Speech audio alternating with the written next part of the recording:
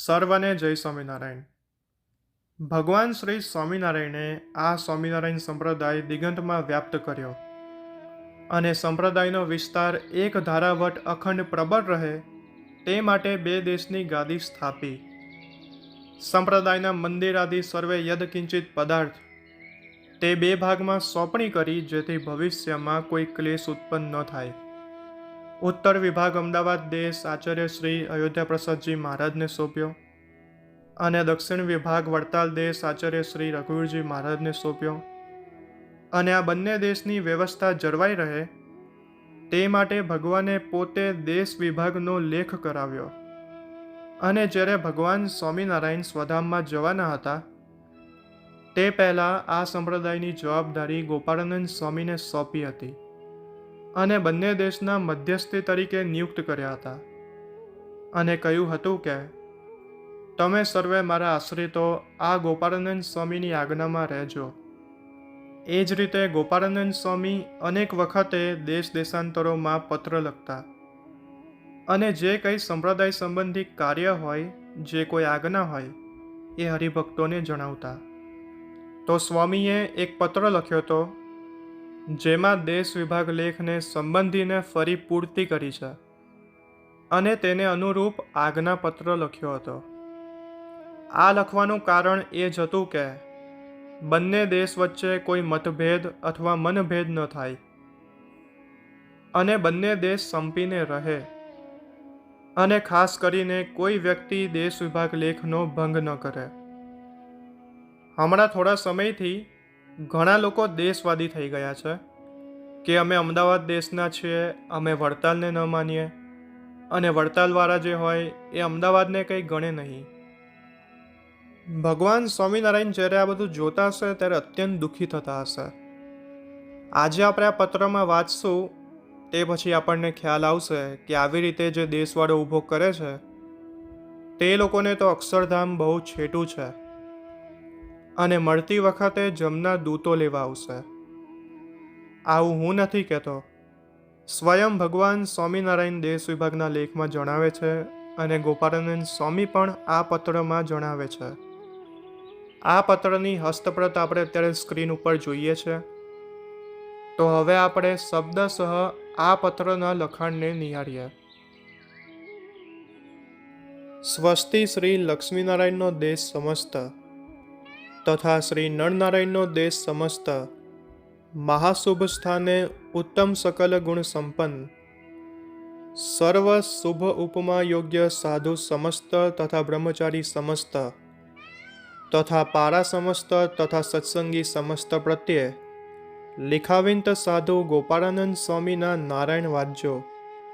બીજું લખવા કારણ એમ છે કે જે શ્રીજી મહારાજે પાંડે શ્રી અયોધ્યા પ્રસાદજી મહારાજને તથા પાંડે શ્રી રઘુવીરજી મહારાજને દત્તપુત્ર કરીને સર્વે સત્સંગીઓની તથા સર્વે મંદિરોની વેચાણ કરી આપીને ઠરાવ કર્યો છે બે આચાર્યને સત્સંગીમાં તથા કુસંગીમાં ધર્મવેરા લેવા તથા ઉઘરાવવા તે પોતપોતાના દેશમાં ઉઘરાવવો, પણ બીજાના દેશનું લેવું નહીં, ને ઉઘરાત્ય કરવા પણ જાવું નહીં, ને સમયો કરવો ત્યારે તથા હરેક પ્રકારે કંકોત્રી લખવી તે આચાર્ય ઉપર પરસ્પર લખે, પણ અયોધ્યા પ્રસાદજી રઘુવીરજીના દેશમાં લખે નહીં, ને રઘુવીરજી અયોધ્યા પ્રસાદજીના દેશમાં લખે નહીં, ને કદાપી બીજાના દેશ ઉપર જાણે અજાણે લખે અથવા કોઈ વચ્ચેથી લખે તો સત્સંગીઓએ પોતાના આચાર્ય વિના બીજાની કંકોત્રી માનવી નહીં, ને લાવનારને કાંઈ આપવું નહીં, ને સમયે પણ જાવું નહીં, ને કદાપી કોઈ સત્સંગીને દેવ દર્શને જાવું હોય અથવા આચાર્યને દર્શને જાવું હોય તે આડે દહાડે જાવું તેનો બાધ નહીં, પણ સમયે જાવું તે તો પોતાના દેવ તથા આચાર્ય તેને સમયે જાવું. બીજું શ્રી નરનારાયણના દેશના સત્સંગીને શ્રી લક્ષ્મીનારાયણની આગળ કાંઈ ભેટ મૂકવી હોય અથવા માનતા કરવી હોય અથવા રસોઈ દેવી હોય તો કરનાર પોતાની શ્રદ્ધાથી અથવા નિષ્ઠાથી સુખે કરે, પણ કોઈ સાધુ તથા બ્રહ્મચારી તથા પારા આદિ કોઈને ઉપદેશ દઈ અથવા મહિમા દેખાડો કરાવે નહીં. તે જ પ્રમાણે શ્રી લક્ષ્મીનારાયણના દેશના સત્સંગીને શ્રી નરનારાયણની આગળ ભેટ મૂકવી હોય અથવા માનતા કરવી હોય અથવા રસોઈ દેવી હોય તો પોતાની શ્રદ્ધાથી ને નિષ્ઠાથી કરે, પણ કોઈ સાધુ અથવા બ્રહ્મચારી અથવા પારા આદિ કોઈને ઉપદેશ દઈ મહિમા દેખાડીને કરાવે નહીં. ને શ્રી નરનારાયણના દેશના સત્સંગીને શ્રી લક્ષ્મીનારાયણ તથા આચાર્યમાં હેત હોય અથવા નિષ્ઠા હોય, તેને પેટે પોતાને દસોદ વિસોદ દેવી હોય, તેમાંથી ભેટને મસે અથવા માનતાને મસે કાંઈ મૂકવું નહીં. તે જ પ્રમાણે શ્રી લક્ષ્મીનારાયણના દેશના સત્સંગીને શ્રી નરનારાયણ તથા આચાર્યમાં હેત હોય અથવા નિષ્ઠા હોય, તેને પેટે તેની આગળ દસોદ વિસોદમાંથી ભેટને મસે અથવા માનતાને મસે કંઈ મૂકવું નહીં. ને કોઈ સત્સંગીને રહેણાંકની ફેરવણી થાય ને તેને દસોદ વિસોદ દેવી, તે જેના દેશમાં છોકરા સહિત રહેવું તે આચાર્યને દેવી. પણ એમ ન ધારવું છે પ્રથમ હું રહેતો હતો તે દેવ તથા તે આચાર્યને મૂકીને આ દેવ તથા આચાર્યને કેમ માનું ને કેમ દસોદ વિસોદ આપું? કેમ છે? મહારાજની એમ આજ્ઞા છે, જે જેના દેશમાં રહીને કમાણી કરવી તેની દસોદ વિસોદ તે આચાર્યને દેવી.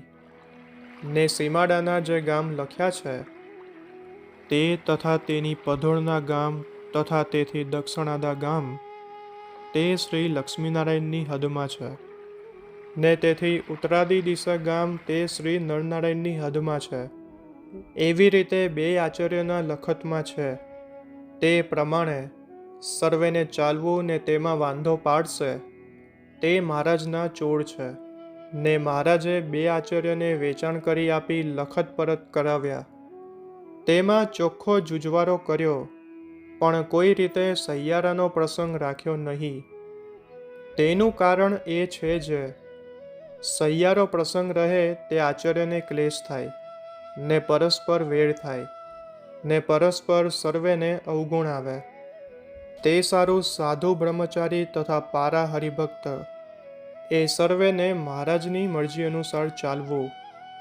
પણ મહારાજની મરજી લોપી કંકોત્રીઓ લખાવી અથવા અનેક પ્રકારે વાંધો ઊભો થાય એવી વાતો કરી ક્લેશ કરાવવો નહીં ને વેર કરાવવું નહીં.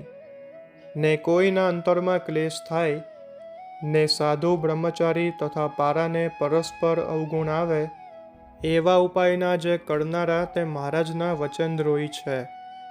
ને તેને અંત સમયે મહારાજ તેડવા નહીં આવે. તેને તો જમના કિંકર તેડવા આવશે. તે સારું સર્વેને મહારાજની મરજીની પુષ્ટિ કરવી. કેમ છે? કલ્યાણના દાતાર ને આ લોકને પરલોકના સુખના આપનાર તે મહારાજ છે. ને ધર્મની રક્ષાના કરનાર પણ મહારાજ છે.